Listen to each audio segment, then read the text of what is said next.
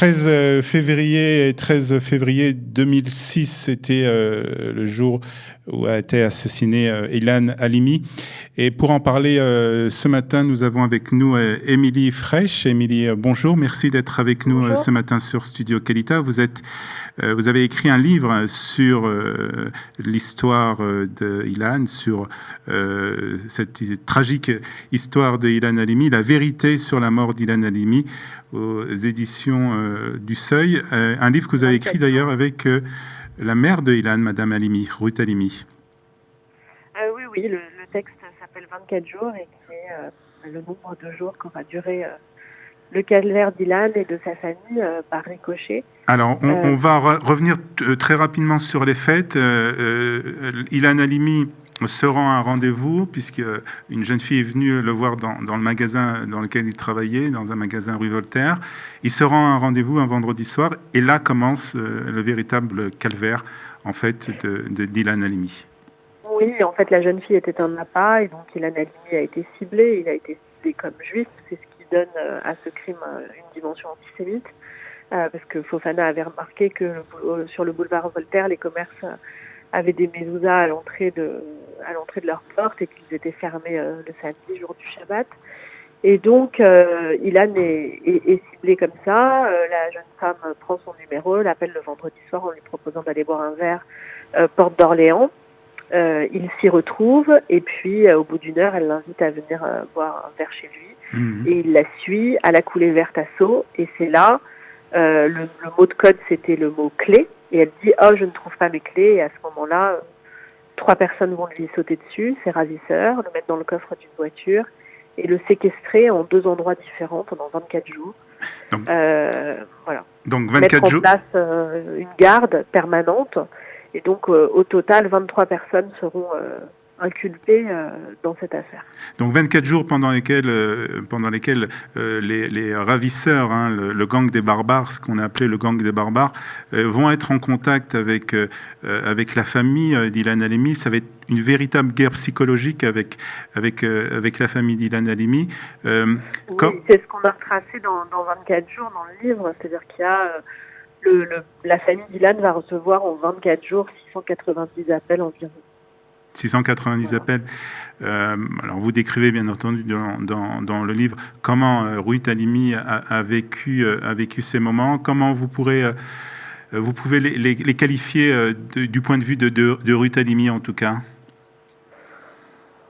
Un calvaire évident et puis surtout cette position insupportable de devoir faire confiance à la police qui, si elle a travaillé d'arrache-pied et elle reconnaît leur professionnalisme et leur engagement total dans cette affaire qui sera pour eux le premier mort en matière d'enlèvement depuis la création de la crime à la fin en 1870, je crois. Donc c'est une affaire qui les a totalement traumatisés.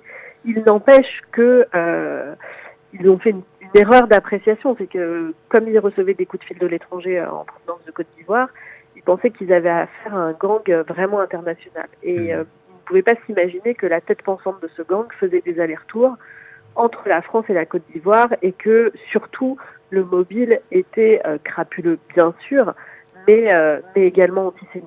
Dans la France de 2006, on ne pouvait pas s'imaginer encore qu'on pouvait enlever quelqu'un parce qu'il était juif et qu'on pensait que les juifs étaient riches. Et pendant ce temps... C'est ce cliché-là qui a tué Ilan. Bien sûr. Pendant ce temps, Ilan est séquestré dans des appartements qui sont en région parisienne, en fait. Donc, très, très proche de là où habitait la famille de Ilan Halimi, de la maman de Ilan. La maman d'Ilan habitait en 12e et il a été séquestré à la Pierre Plate, qui est une cité à Bagneux. Voilà, tout près de là où il a été ensuite enterré la première année à Paris avant que son corps soit transféré en Israël. À Jérusalem. À Jérusalem, oui. Alors, oui, c'était à la Pierre Plate, dans un immeuble dans un appartement qui était donné vacant, qui était vacant entre 2 locations et qui a été mis à la disposition du gang des barbares par un monsieur qui avait 32 ans à l'époque et qui s'appelait Gilles Serrurier et qui était gardien de l'immeuble, papa d'une petite fille, marié, et qui a mis à disposition en échange mes souvenirs sont exacts, 500 000 euros. Alors, ce gang a été arrêté. Une grande partie des complices avec à sa tête Fofana ont été arrêtés. Vous m'avez dit que de nombreux membres de ce gang ont déjà été relâchés. Oui, je pense notamment à l'APA qui avait pris 7 ou 8 ans. Et avec le jeu des remises de peine, voilà, ce crime a eu lieu il y a 11 ans. Ça a été jugé en 2009. Elle avait fait de la détention provisoire, donc là, elle a été remise en liberté. Oui. Fofana, non, il est toujours derrière les barreaux. Sumbu, dont on pense qu'il a participé à l'assassinat d'Ilan le dernier jour et qui était là, en tout cas, lors de l'enlèvement, il y est encore. Mais la plupart ont été relâchés, oui. Alors, il y avait des peines qui étaient inférieures à 10 ans. Alors, le mobile, bien entendu, c'est d'avoir un mobile antisémite. Est-ce qu'on a pu quand même faire un lien entre ce gang des barbares et des organisations terroristes? Mais moi, je dis toujours que c'est les 10 ans d'écart entre un Koulibaly et un Fofana, il y a 10 ans d'écart. Voilà. Il y a l'avènement de l'État islamique. Je crois que de la même manière que l'affaire Dreyfus annonçait l'antisémitisme d'État de Vichy,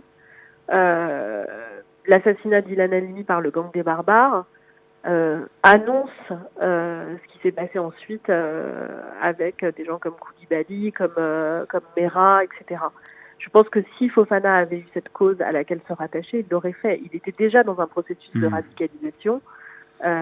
Donc à l'époque, ça n'existait pas vraiment, mais en fait, aujourd'hui, un Fofana aurait fait partie de ce mouvement. Parce que le basculement entre la grande délinquance teintée de théorie du complot et de clichés antisémites, ça fait une bombe explosive qui donne le rattachement à cette idéologie totalitaire et mortifère. Oui.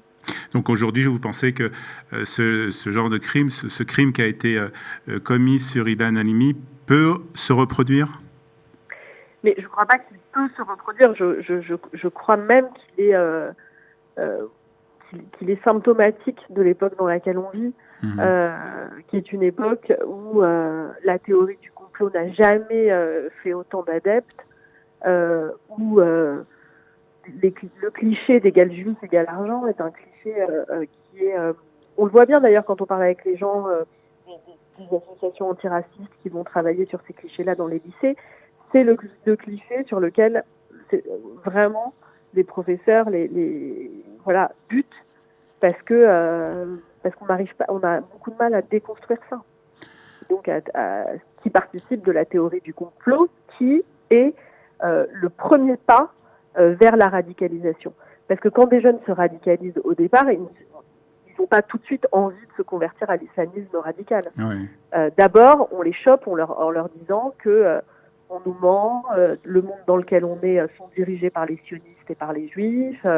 Vous voyez que les laboratoires pharmaceutiques, c'est que des escroqueries, etc. Donc, cet antisémitisme-là et ce cliché juif égal argent s'inscrit dans une logique plus grande de théorie du complot qui elle-même est la première étape vers une radicalisation. Donc qui existe encore aujourd'hui, encore plus peut-être aujourd'hui, après 12 ans après ce crime de Ilan Halimi, dont nous célébrons aujourd'hui le jour anniversaire de son décès. Merci beaucoup Émilie Frech d'avoir été avec nous ce matin pour nous rappeler et nous parler de Ilan. Merci beaucoup, bonne journée à vous. Au revoir.